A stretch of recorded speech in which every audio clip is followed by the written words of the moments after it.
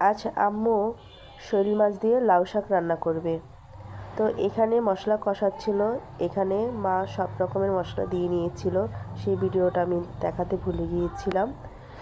এখন মশলা কষানোর পর লাউ শাকগুলো দিয়ে দিচ্ছিল, আর লাউ শাকের সাথে একটা আলু অ্যাড করেছিল আম্মু।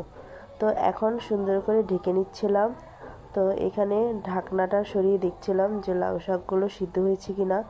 তো লাউ শাক যখন সিদ্ধ হয়ে যাবে তখন সেই ভাজা মাছগুলো, শোল মাছগুলো এভাবে উপরে আমি দিয়ে দিব। দেওয়ার পর এখন ঢাকনা দিয়ে আবার ঢেকে কিছুক্ষণ আমরা রান্না করব। এই তো এখন ঢাকনা উঠিয়ে দিলাম। এই তো লাউ শাকটা কী সুন্দর রান্না করেছে আম্মু শৈল মাছ দিয়ে, একটু ঝোল ঝোল রেখেছে।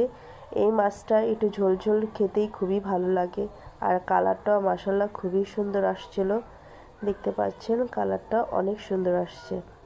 তো এই তো হয়ে গেল লাউ শাক দিয়ে শোল মাছের ঝোল। বাসায় ট্রাই করবেন, খেতে খুবই মজা হয়েছিল।